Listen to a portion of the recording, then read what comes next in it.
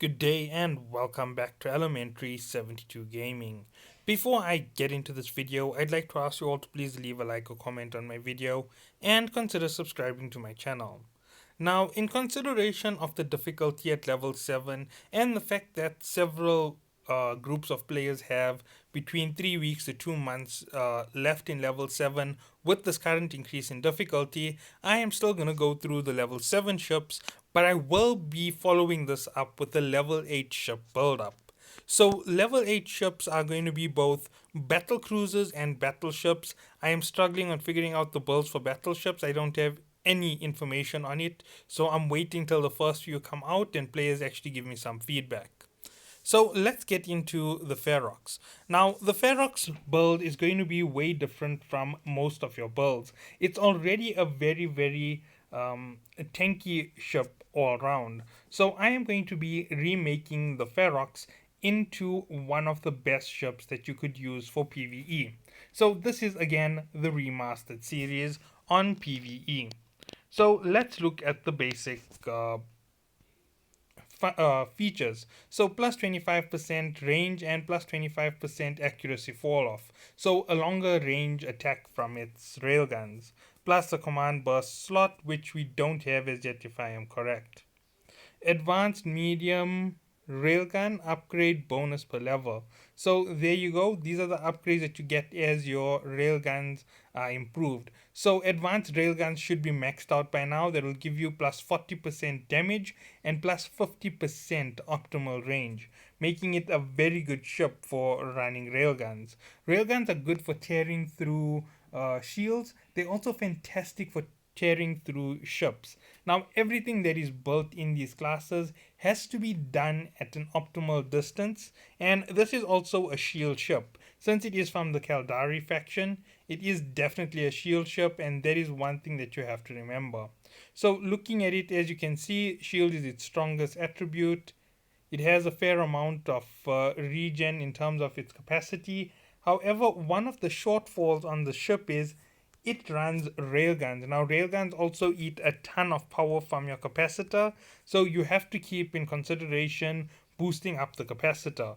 So, that obviously tells you that there's something that's going to be done in the low slot that is going to occupy one of the slots. Now, it's going to be very similar to the Cyclone build, but just bear with me that some things might change in some of the builds.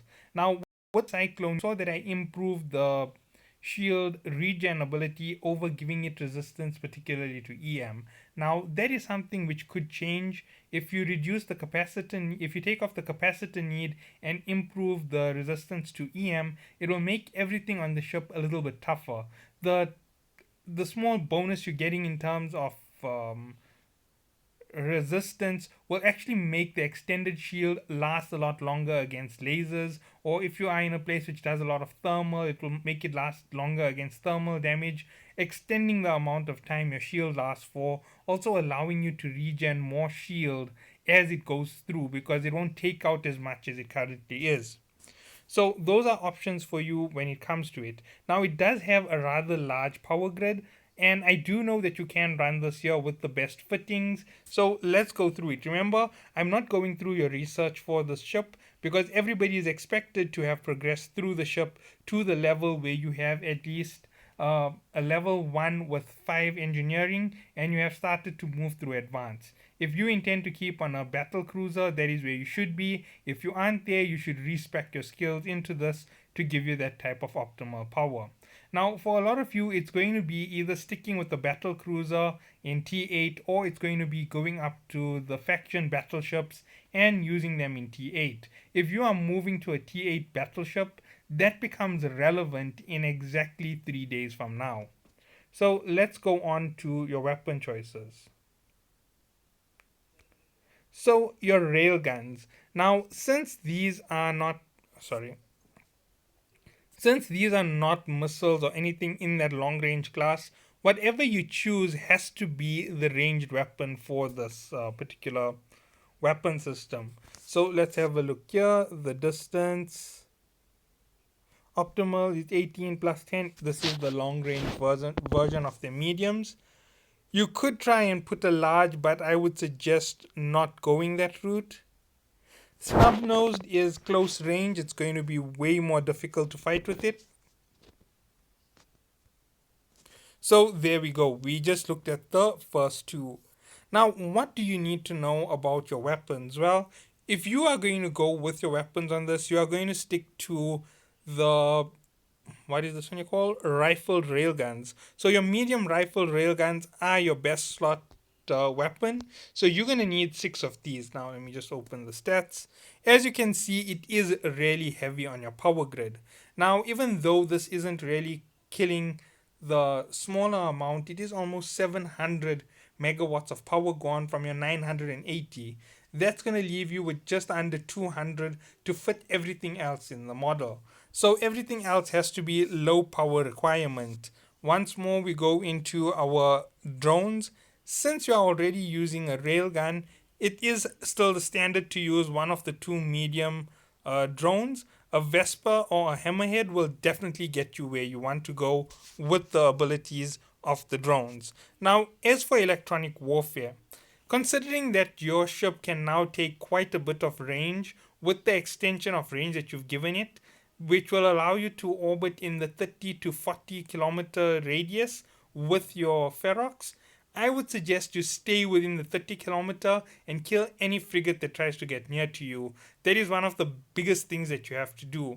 Now, running a web of fire could be useful to you if you are going to run close combat. It is always one of the best systems to use, so remember it is a possibility.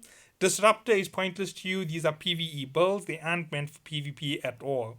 Then the scrambler can work for you. As I said, you can always stop a fast ship with the scrambler and hit it quite hard with your railguns. Sensor dampener, not really going to help you much. It just delays the starting of the fight, so not really a big reason to use it. Now, as for the disruptor, depending on which section you're going on, either the tracking disruptor or the guidance disruptor will help you disrupt the weapons. Now, as you can see, accuracy fall off, range skill bonus minus 23%, and tracking speed adjustment minus 23%. This will work good against any weapon that uses this class of attacks against you. So this here will work against railguns, cannons, and it will work against lasers. It won't work well against missiles. So remember to use your guidance computer against missile based factions. So moving on down the list is your target painter. Now the target painter will help you gain more attack. Now you only have 3 mid slots on the Ferox, so here's exactly what you're going to do to build your Ferox for the battle.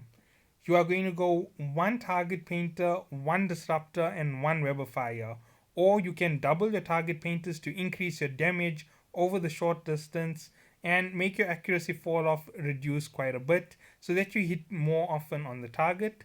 You could also double your disruptor to ensure that you take less damage to allow you to last longer in the fight. Now, the Ferox has slightly less resistance than the Cyclone, or it's identical. I'm not exactly 100% sure. I could check it up now in a second, but I'm not going to. Now, with that being said, that is where a lot of your power is sitting. Now, going to the low slot, remember this is a shield boosted vessel, but before we even get there, since railguns eat capacitor to keep firing, you are going to need a capacitor battery. So a medium C type capacitor battery will definitely be something urgent for your ship. Now, as you can see, sorry, I went to the large by accident. Now, as you can see, it does have a big amount of consumption.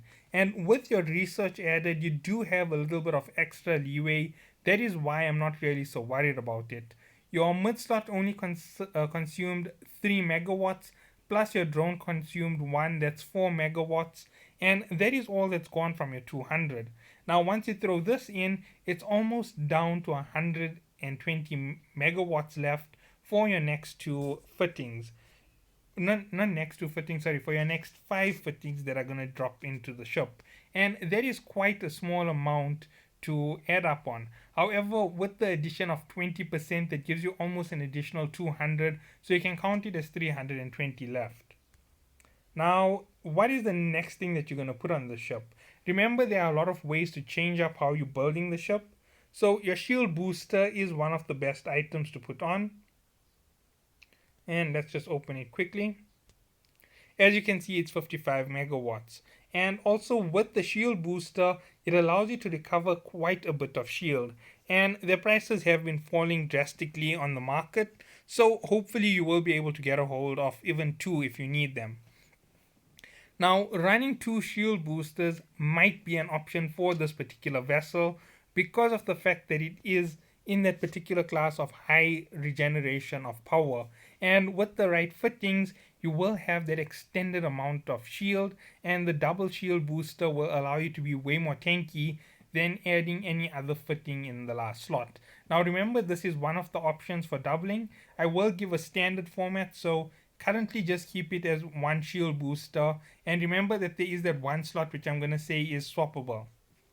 Now moving on, the shield extender. Shield extender is absolutely useful for the ship. You will add in a medium shield extender, that's the Patriot medium, giving you the maximum amount of extended shield. That's going to help you a lot when it comes to recovering shield on your vessel. And there you go, you now have quite a bit of shield power and you're already up to a good level. The last thing on this list is your shield hardener. Now, in the case of shield hardeners, you can put on your first adaptive.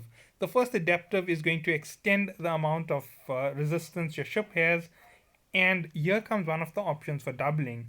Remember, right now we are only with four if you count the battery, so that's four slots on. Here's where the options on your fifth slot come in. The one option is to double with an adaptive. That's if you are facing EM, you can always use it to give you a little bit more resistance, or you can double you can double it with a reactive and adaptive fit together, increasing that resistance by quite a bit. So there was another option. I think I've mixed up the order. It is an adaptive and reactive for fighting EM, and double adaptive for fighting everybody else. That is one of your options. The other options was the double shield booster, and the last option on this is to add on an afterburner. The afterburner is not necessary. As I said, warp scramblers take out micro warp drives, so you're not really going to go for it. You could also add in weapon slots in that last slot, and all of those will help you extend the amount of damage you can do to allow you to escape from heavy situations. Now, there were other things that could fit into this, such as the damage control unit. The damage control unit will give you several seconds of no damage to allow you to gain up a little bit more shield. It only activates once every 150 seconds. Let's just open it quickly. Sorry, I opened the market instead. As you can see, very low requirement on the power, and it does last for 13 seconds with the 150-second downtime. Using this will allow you to go invulnerable for a few seconds, and it is something that you want to try to do if you ever push to that situation. Now, afterburners could work in that slot. Weapon Wait, what is it? The tracking computer will work for railguns, or is there something to improve its firing speed? I'm not exactly sure on that, but that is everything that you could really put in that slot, and this is to help you against PvE. Now, with this being done, you're actually making sure that you can tank the damage from a T9. And this will allow you to take on T9 and T10 at a very good rate in the game. Now, the last thing to count on is your combat rigs, and it's more defensive than offensive. You want to be able to tank the activity instead of do more damage. Now, this is where the big problem comes in. A lot of players love to focus more on damage so that you have a strong offense to reduce the amount of defense needed. Now, you're going to go with the same setup as yesterday. You're going to extend your shield with the level 3 shield. You're going to extend your extender with the level 3 extender. Now, the third option in this class is going to be either a core defense capacitor to reduce your capacity need, or you are going to go with either one of the resistances to the damage you're taking. Most players do take this here with each area they're in. If you're doing more EM based, if you're taking on more EM based damage, you will use the EM resistance, more thermal resistance. depending on where you are, you will change that resistance up. So that is the last option, and that is where it affects your shield once more to make it a little bit more tanky for anybody to get through you. Now, those are just what you are going to use in the combat rigs. Your engineering rigs will stay the same. Navigation auxiliary thruster. This gives you a little bit of time to take on enemies. It keeps you out of range. If you're using this with the afterburner, it gives you a ton of speed. It will make you almost a match to what to what your cruisers were when you started T6. So that is how far it's going to push you when it comes to speed. Auxiliary thruster mixed with the afterburner. And the next thing that you can put on the ship following that is a semiconductor to increase your battery capacity. So increase your battery capacity, that's going to help you. You could double that fitting, or you could go with the way that I go, and you could increase the capacity and reduce the recharge time. Now that alone will give you a massive boost to how well you can operate your railguns. Remember, railguns do eat at your capacitor, so the bigger the capacitor, the better it is for you. And if you are doubling that capacitor size, even though you are taking the risk of them ever adding in a penalty and really hurting your rigs badly, remember it's almost 198 million at the moment. Expect that to go up drastically in the next few days. So that is where it is, and that is where all your power will come for the ship. The ship will be almost unbelievably powerful. You won't be easy to take on, you won't be easy to take out, and you will be able to solo some of these activities. You might be able to do T9 medium solo with that type of a setup. You might be able to do T10 small and a T10 medium solo as well. However, large activities are still going to be very difficult for you. Ships that are faction class are way better suited to that activity. So yes, that is what I can do for the Ferox with the best build that I can make for it. And this is the PvE remastered build. So thank you all for watching. I hope you have enjoyed going through this with me. And I hope that you get back out there and try your best.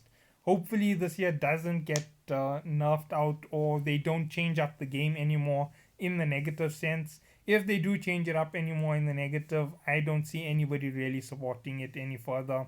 So thank you all for watching. Have a good day.